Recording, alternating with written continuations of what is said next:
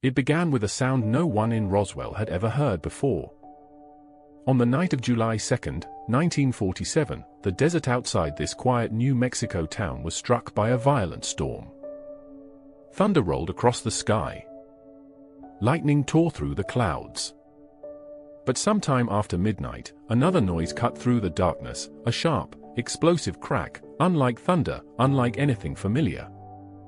Some witnesses would later say it sounded like metal tearing through the air. Others described it as a deep, hollow boom, followed by something crashing into the ground miles away. And then, silence. At the time, Roswell was nothing special. Just another small American town surrounded by ranch land and open desert.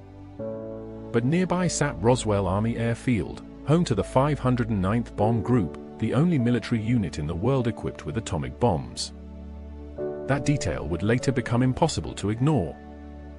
The next morning, life went on as usual. No alarms. No warnings. No official statements. Until someone went looking for his sheep. Rancher William Mac Brazel was riding across his land when he noticed something strange scattered across a wide area of desert. The debris didn't look like anything he'd ever seen before. It wasn't wood. It wasn't metal the way metal was supposed to look. Some pieces were paper thin but wouldn't burn. Others bent but never stayed bent. There were symbols on them. Strange markings.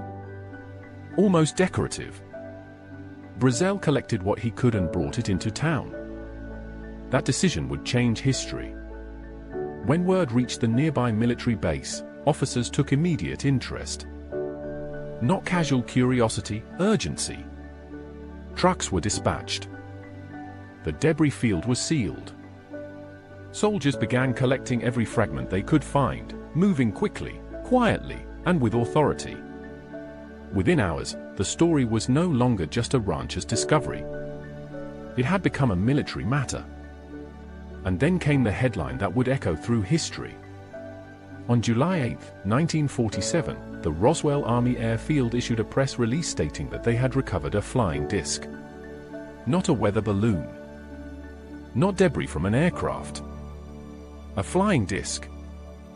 The news exploded across the country. Radio stations picked it up. Newspapers rushed to print it. For a brief moment, it seemed like the impossible had finally happened, proof that we were not alone. But just as quickly as the story appeared, it changed. Within 24 hours, the military reversed its statement. The flying disc, they said, was actually a weather balloon. The debris was ordinary. The incident was misunderstood. Case closed. Except nothing about it felt closed. Why would the military announce a flying disc if it was just a balloon? Why were armed soldiers sent to a rancher's field? Why were witnesses suddenly quiet? And most importantly, why would this small desert incident still be debated nearly 80 years later? Because what fell from the sky that night may not have been ordinary at all. Mac Brazel wasn't looking for secrets. He was just trying to do his job. For years, Brazel had worked the land outside Roswell, raising sheep in a part of New Mexico where strange things didn't happen. Or at least, they weren't supposed to. So when he rode out after the storm and saw debris scattered across his ranch, his first thought wasn't aliens or flying saucers. It was confusion. The field stretched for hundreds of yards, littered with unfamiliar fragments. Thin strips that looked like metal foil but felt stronger than steel. Small beams with symbols etched into them, shapes Brazel had never seen before. No wires. No engines. No markings from any known aircraft.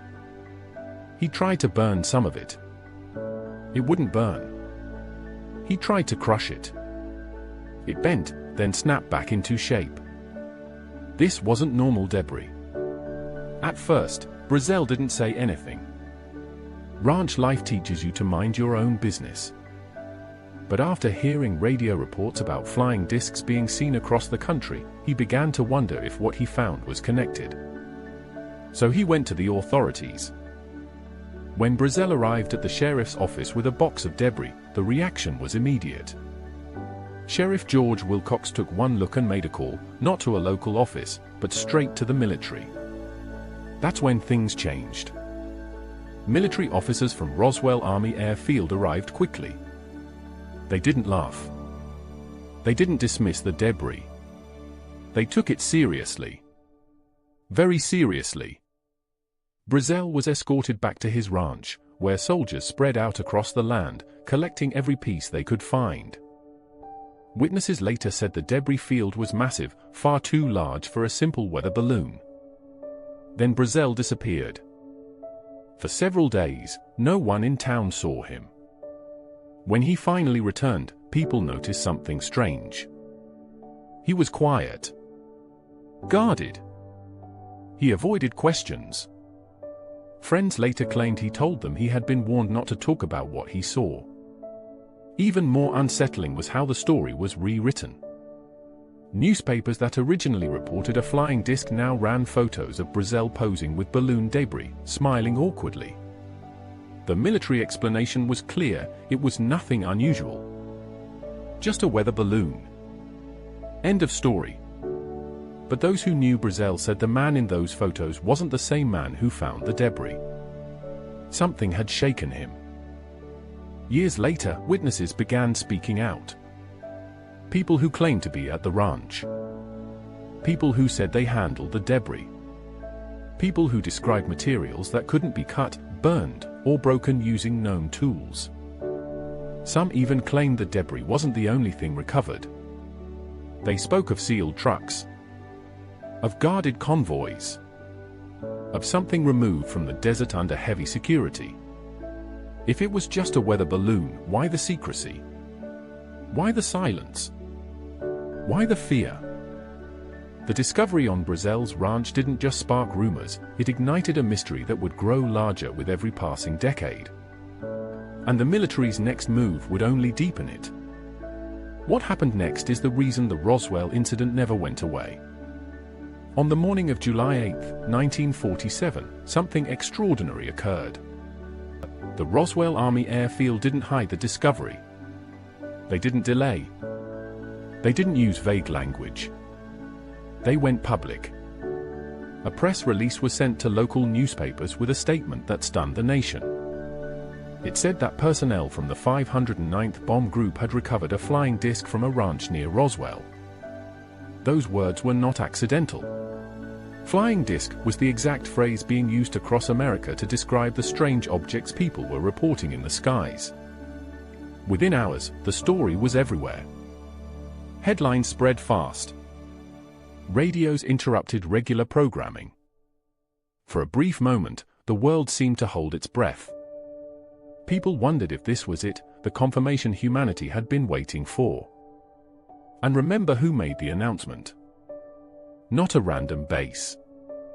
Not a small unit. But the most elite and secretive military group in the world at the time. The 509th Bomb Group handled nuclear weapons. They followed strict rules. Every word they released was controlled, reviewed, and approved. So how did a mistake like this happen? That question alone has fueled decades of suspicion. If the object was just a weather balloon, why didn't the military say that from the beginning? Why announce a flying disc at all? Some researchers believe the announcement was honest, that officers on the ground truly believed they had recovered something extraordinary. Others think it was a calculated move, meant to test public reaction before pulling the story back. But what happened next was even stranger. Less than 24 hours later, the military reversed everything. A new statement was issued. This time, the flying disc was gone. In its place was a simple explanation: a weather balloon. Photos were released showing officers smiling beside balloon debris. The mystery, they said, was solved. But to many, it felt wrong. The debris in the photos didn't match what witnesses described.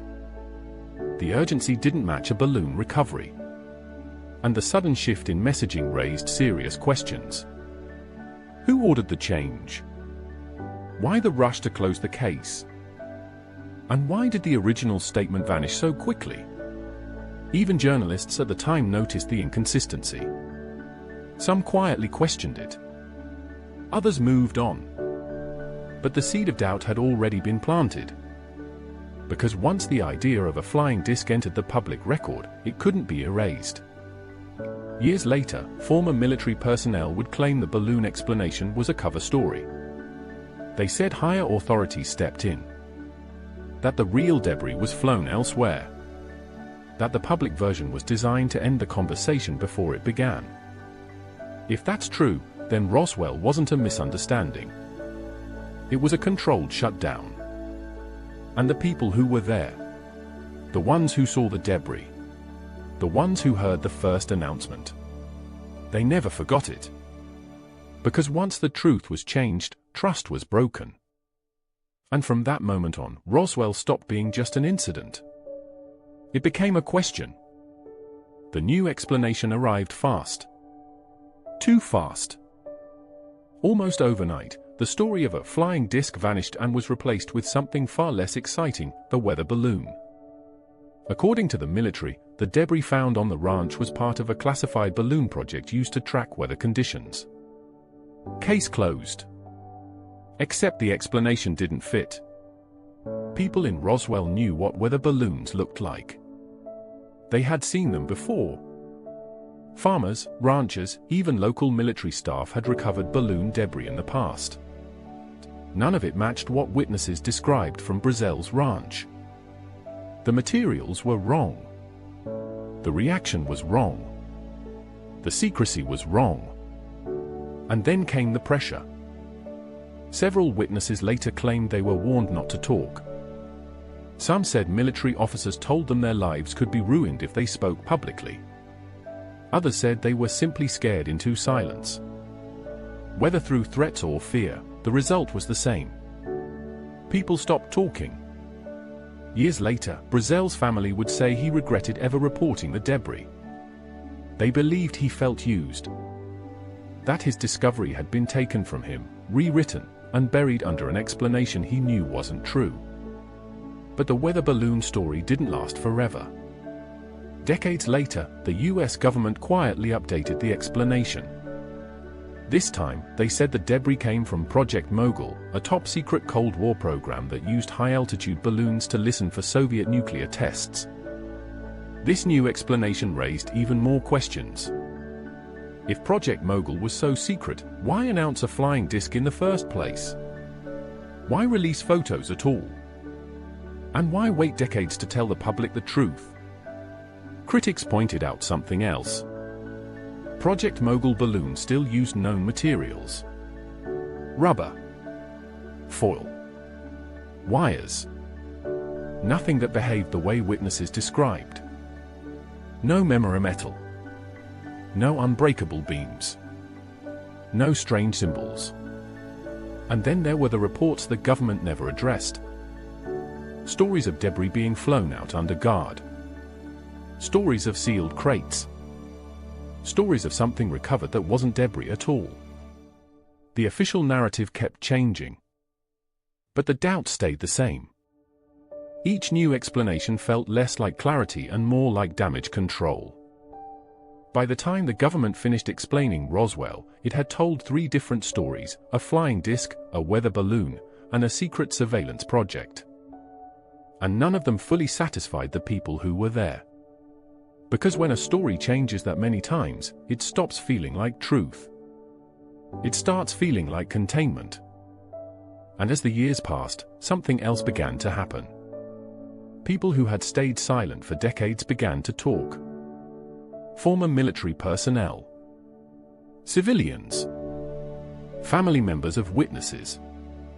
They claimed they had waited until those in power were gone. What they described would take the Roswell incident to a far darker place. For decades, Roswell was quiet. Too quiet. People who were there in 1947 said nothing publicly. Some took their stories to the grave. Others waited until retirement. A few waited until they were sure they had nothing left to lose. Then, slowly, the silence broke. Former military personnel began to come forward, often late in life, often with the same reason: I don't want to die with this. Their accounts didn't sound rehearsed. They sounded heavy, emotional, like something they had carried for years. One former intelligence officer claimed the debris he saw was not from any aircraft he recognized. He described materials that were unbelievably light but impossibly strong. Pieces that couldn't be cut or burned. Symbols that looked more like writing than markings. Another witness said the wreckage was spread over a large area, as if something had broken apart midair. Not crashed like a plane, disintegrated. But the most controversial claims went further. Some witnesses said the recovery wasn't limited to debris. They spoke of bodies. Small. Humanoid. Not human.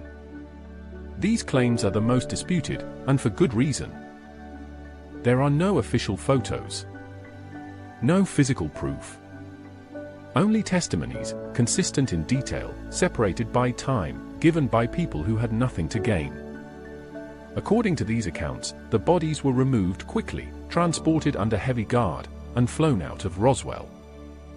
Where they went depends on who you ask. Some say Wright-Patterson Air Force Base. Others say a location that has never been officially named. Skeptics argue memory can change over time. That stories grow. That imagination fills gaps. But here's what unsettles researchers. Many of these witnesses told their stories before they were popularized. Before books. Before documentaries. Before the internet turned Roswell into a legend. And their descriptions matched. The same materials. The same secrecy. The same fear. Family members of witnesses also began to speak. Children who remembered their parents coming home shaken. Wives who were told, "I can't talk about it." Stories of men who changed after Roswell. Became distant. Cautious. Silent. One thing connects nearly every account. They all describe pressure to stay quiet. Not requests. Not suggestions. Pressure. Whether Roswell involved extraterrestrials or not, something happened that night that terrified people enough to stay silent for decades. And that raises a chilling question. If nothing extraordinary happened, why did so many people act like it did? Why the fear? Why the lifelong secrecy? Because witnesses weren't just guarding a story. They were guarding something that never left them. And as more testimonies surfaced, researchers began asking a dangerous question. What if Roswell wasn't an isolated event? Every Roswell story eventually circles back to the same thing. The materials. Not the lights. Not the headlines. Not even the witnesses. The debris. People who claimed to handle it described something that didn't behave like anything known in 1947, or even today. Thin sheets that looked like foil, but felt nothing like it. They were impossibly light, yet strong enough to resist cutting, tearing, or burning. Some witnesses said you could crumple them in your hand, and when you let go, they would slowly return to their original shape. No creases. No damage. No explanation. Others described small beams, no thicker than a finger, covered in strange symbols. Not letters. Not numbers. Something geometric. Decorative. Almost intentional. Attempts to scratch or carve into them failed. These materials didn't conduct heat the way metal should. They didn't bend permanently. And most disturbing of all, they didn't match any known military technology of the time. Skeptics say this can be explained. That people misunderstood advanced materials from secret projects. That memory exaggerated what was ordinary. But here's the problem. When experts later examined materials from Project Mogul, none of it matched the descriptions. Rubber rotted. Fall tore. Wood snapped. Nothing behaved like what witnesses described. And the timeline matters. In 1947, shape memory alloys did not exist publicly.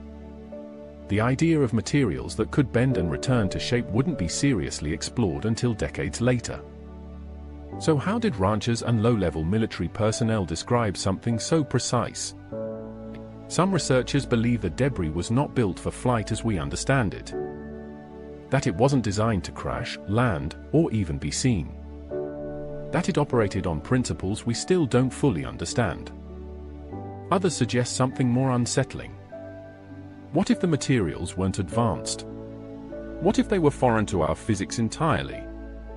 This is where Roswell moves from historical mystery to existential question. Because if the debris truly came from something non-human, then the implications are enormous. It means technology exists beyond our understanding. It means intelligence beyond Earth may have already been here. And it means the military, at some level, knew it. Which raises another question. If the materials were real, where are they now? Witnesses claim they were transported under guard, never to be seen again. Locked away in facilities beyond public reach. Studied in secret. Buried in classified programs. Or destroyed. Because sometimes, the safest way to hide the truth is to make sure no one can ever examine it again. But Roswell wasn't just about materials or debris. It was about what followed. Because once something enters the system, it leaves a trail. And Roswell left one behind, in documents, files, and official silence that still hasn't been explained. If Roswell was nothing more than a simple misunderstanding, one thing should have followed.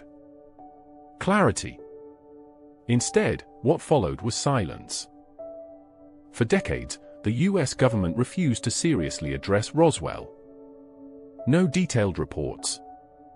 No transparent investigations. Just brief statements that repeated the same explanations, even as those explanations kept changing. First, it was a flying disc. Then, a weather balloon. Later, a secret Cold War project. 3 versions. 1 incident. That alone made researchers uneasy.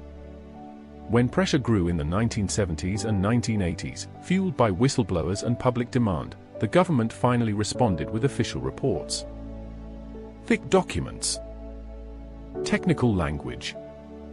Pages filled with explanations meant to close the case once and for all. But instead of answers, the reports created more contradictions. Some documents admitted mistakes in the original handling of the incident. Others claimed key records were missing or destroyed. Flight logs couldn't be found. Communication records were incomplete. Testimonies conflicted with earlier statements. How does an event involving one of the most important military bases in the country leave behind such a broken paper trail? Researchers noticed something else. Certain files related to Roswell were classified far longer than normal. Others were released with heavy redactions. Names removed. Dates blurred. Entire pages blacked out. And then there were the files that supposedly never existed. Officials claimed some documents had been lost. Others were destroyed as part of routine cleanup. Convenient explanations, perhaps. But for an event that caused a national headline, the lack of preserved evidence was alarming. Meanwhile, other governments quietly declassified UFO-related documents of their own. Britain, France, Brazil. Countries openly admitted they encountered aerial objects they couldn't identify. But the United States remained careful. Defensive. Vague. Why? If Roswell was just a balloon, why treat it like a nuclear secret? If nothing extraordinary happened, why the decades of hesitation? Some researchers believe the truth isn't about aliens at all, but about control. That Roswell marked the moment authorities realized how dangerous uncontrolled information could be. That admitting uncertainty was worse than denying reality. Others believe something more disturbing. That the silence exists because the truth can't be explained without rewriting everything we believe about ourselves. Because once you admit that something unknown entered our airspace, and crashed, and was recovered, you open a door that can't be closed again. And that brings us to the final question. After all the witnesses, all the materials, all the changing stories, what really happened at Roswell? After all the noise, all the theories, and all the years of silence, Roswell still sits in a strange place. Not proven. Not debunked. Just unresolved.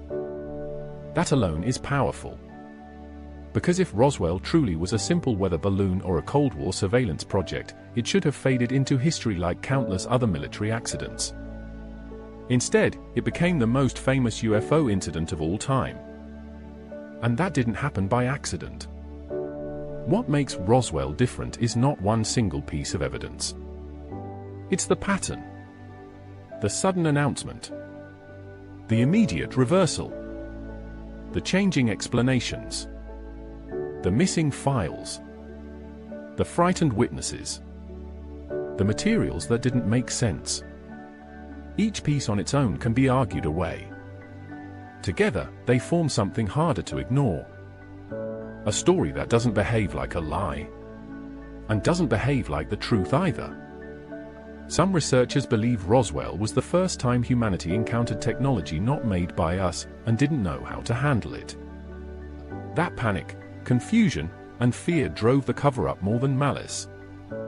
That officials chose the safest option they knew, denial. Others believe Roswell was a psychological turning point. Not because of aliens, but because it showed how easily reality could be managed. How fast a story could be rewritten. How quickly the public could be redirected. And then there are those who believe something far darker. That Roswell wasn't a crash, but a retrieval. That whatever came down wasn't meant to be seen. And that what was recovered changed things behind closed doors in ways we'll never fully know. The truth is, we may never get a final answer. Not because it doesn't exist, but because too much time has passed. Too many records are gone. Too many witnesses are gone with them. What remains is a question that refuses to die. If Roswell was nothing, why does it still matter? Why does it still feel unfinished?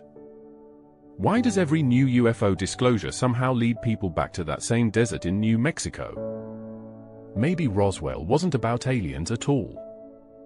Maybe it was about the moment humanity realized there are things in our sky we don't control. Things we don't understand. And things we may not be ready to face. And until that changes, Roswell will remain exactly where it is now. Not as proof. Not as fiction. But as a reminder that the truth doesn't always disappear. Sometimes, it just waits.